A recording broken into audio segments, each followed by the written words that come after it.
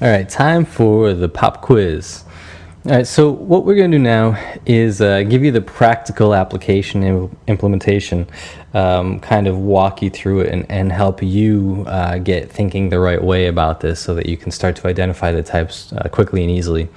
What we're going to do is simulate some real life situations and test your knowledge and see if you can pick out a woman's type. Type identification is critical because the strategies that you're going to implement can often be very different from one another. You'll realize that some of your past failures with women is not just because you used the wrong technique or strategy, you just did it with the wrong woman. So after you can profile a woman correctly and you know the right game plan, success becomes a lot easier. But the ability to profile a woman is very important because it's going to serve as the foundation for all of your future interactions. What will really make you kick yourself in the ass is that you might start thinking women in the past that might have been giving you so many obvious signals that before we had this technology that we missed. I certainly experienced that myself, looking back on past failures and stuff. So right now what we're going to do is I'm going to talk about some real life things that could happen, and we're going to ask what you think she is, and you're just basically seeing if you can nail her line. All right, you're just trying to nail her line, not her complete character type, but just nailing her line one at a time, and then you take those three, put them together to get her profile. All right, so tester investor. This is actually one of the most challenging, as I said before, because girls who are testers will also act like investors because they don't want to give up their testing strategy. So this dynamic can get a little bit tricky and take a little bit longer to really master to be able to profile quickly. All right, question number one. You look at a girl's Facebook, and lots of guys are leaving flirtatious comments on her page.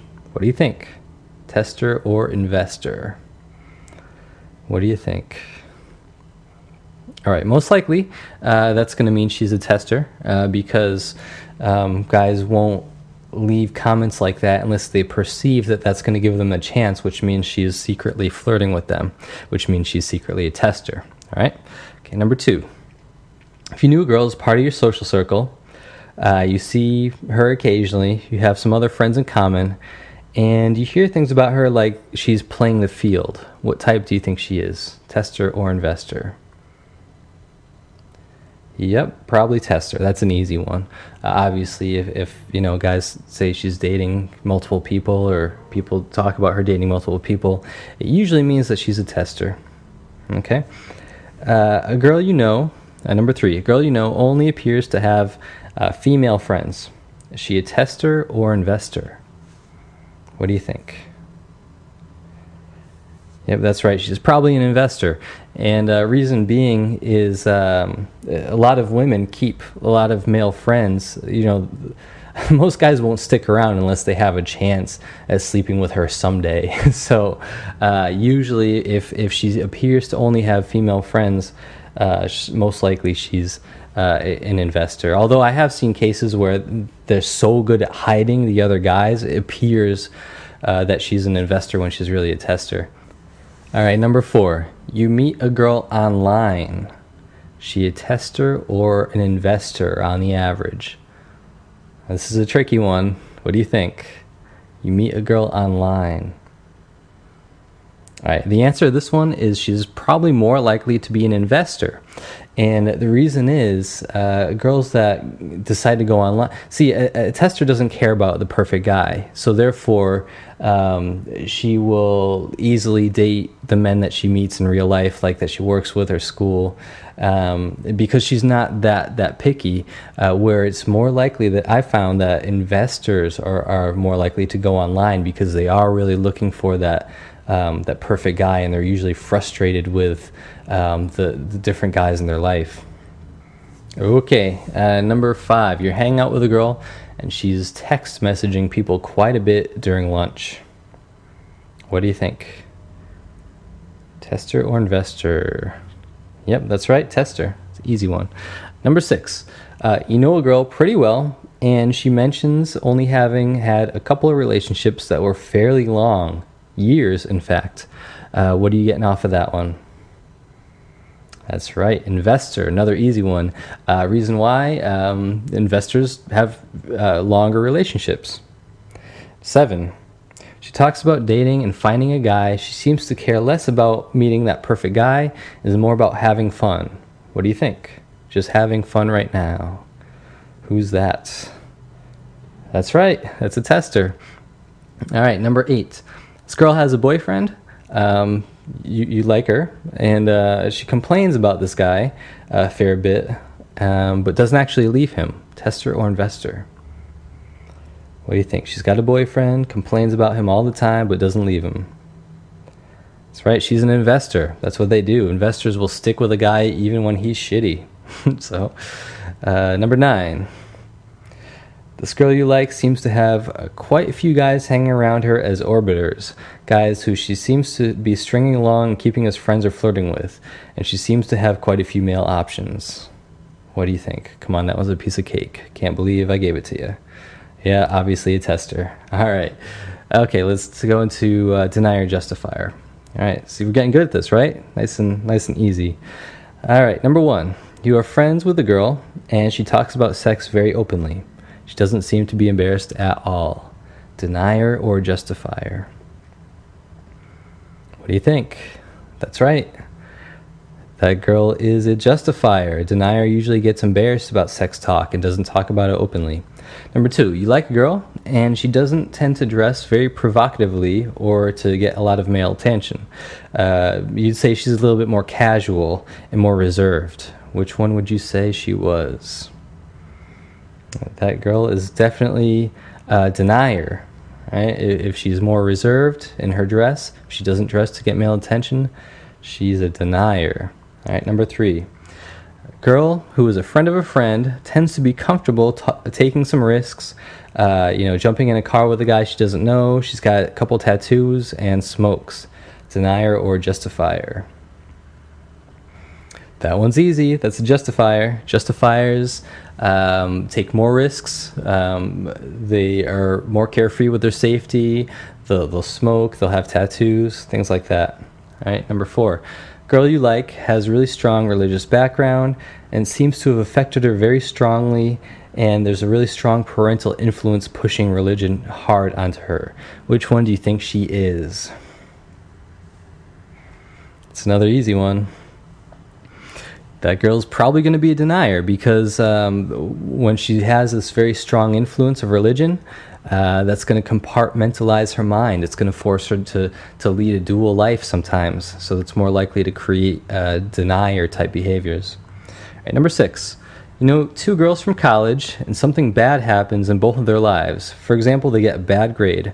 One of them tries to distract herself from it and not want to talk about, and the other one says, well, I don't need to learn biology anyway. It's just because my professor is a jerk. Which one's a denier and which one's a justifier?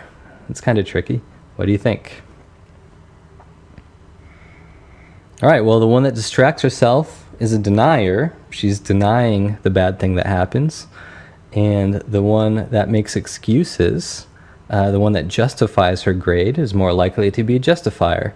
Of course, the denier justifier thing really only applies to how she perceives sex, but that could be a clue if that's all you have to go on. All right. Number 7, girl you like is a stripper, more likely to be a justifier or a denier. It's an easy one. Come on. Yep, she's more likely to be a justifier, although I've definitely met some girls who are strippers and deniers, but most of them, I'd say 75 to 80%, are justifiers. Reason being, well, they justify, not a big deal, it's just my naked body, I don't care if guys see it. Okay, number 8. You hear about a girl who was dating a guy who was very persistent sexually. He tried to make out with her hardcore, even though she pushed him away. And then another time on their second date, he was touching her all over and it freaked her out. But now, they're boyfriend and girlfriend. Denier or justifier? What do you think?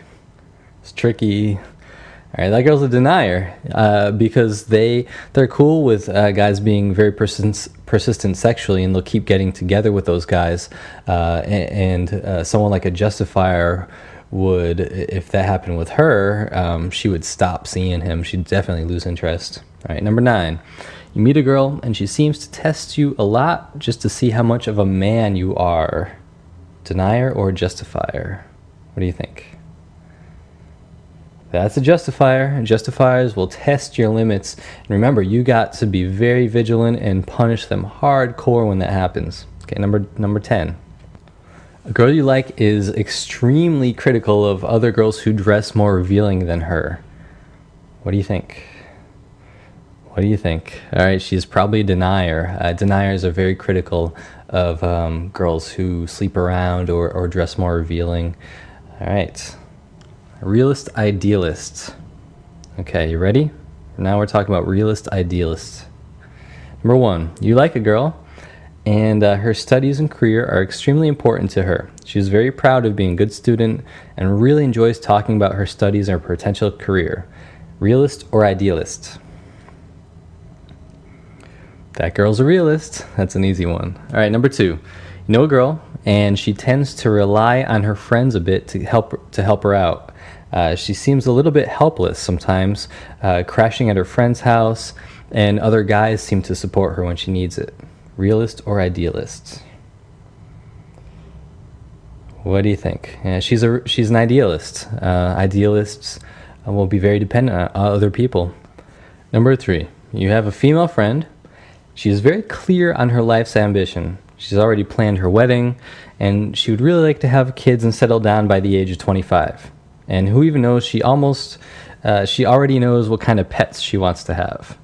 Which one would you say she is?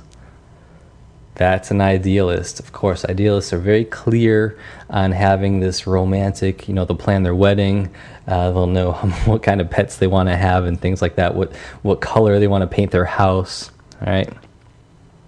Number 4, you know 2 girls at work, and you heard them having a conversation.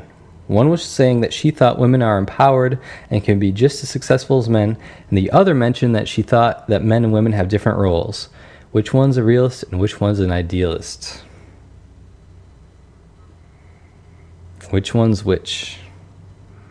All right, so the girl that thinks they can be just as successful, that's the realist, and the girl who thinks they have different roles, that one's the idealist. All right, number 5.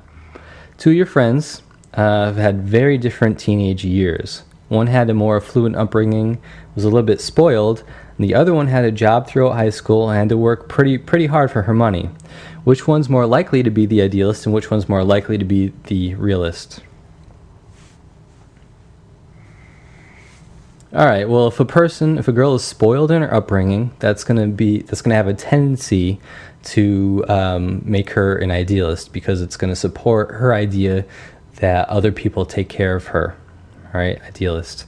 And the other girl who's working throughout high school is probably already an idealist and has the idea that she has to be self-sufficient.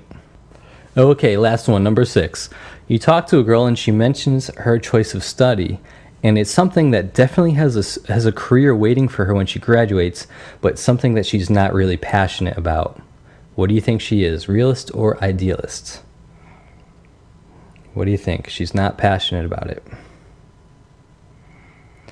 All right, well, that's a tricky one, because we talk about realists being passionate about their studies, but if she's picking something that has a career, then that means that she's going to be self-sufficient and a realist, whereas an idealist is more likely to study something that she's more passionate about, such as art, or something that, like I knew an idealist who's studying English literature, where it's going to be very hard to find a career in something like that, but it's something that she really, really enjoys. So in that way, she's an idealist.